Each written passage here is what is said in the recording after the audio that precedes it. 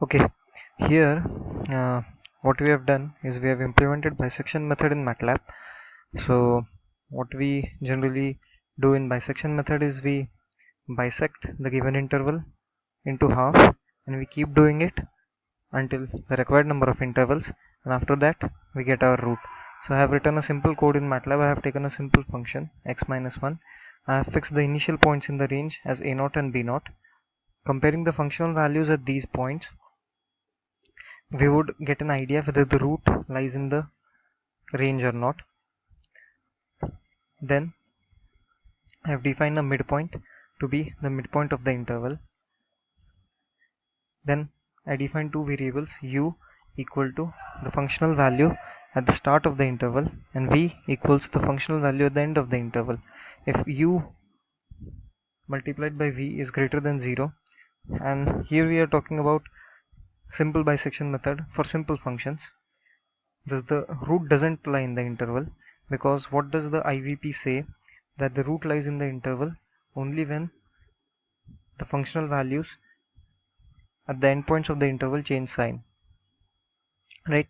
Now, if this condition is true, root doesn't lie in this interval.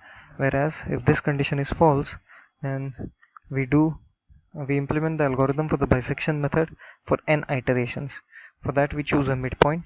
We calculate the functional value at that midpoint. If the functional value is straight away 0, we get the root straight away. Then we display the root. Else if the functional value is not 0 and the value of midpoint is opposite in sign to that of the initial point of the range, then the final point of the range would be the midpoint for the next iteration.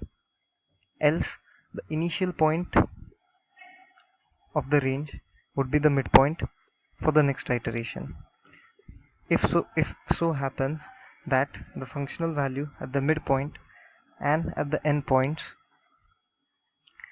both are of the same sign for both the starting point and the ending point, then certainly the root doesn't lie in the either half of the intervals. Hence the root doesn't lie in the interval, and we say that sorry, you have chosen the wrong interval. If we reach n iterations and still we don't get a functional value of 0, that is, if we don't find the exact root but find a root which is close enough, then what we do is we display the root and we also display the error. So here I would run the bisection method for 11 iterations for the function x minus 1. Initial point is 0 and final point is 3. So I know that the root lies in 0 to 3, so I choose the initial point of my range as 0 and final point of my range as 3, right?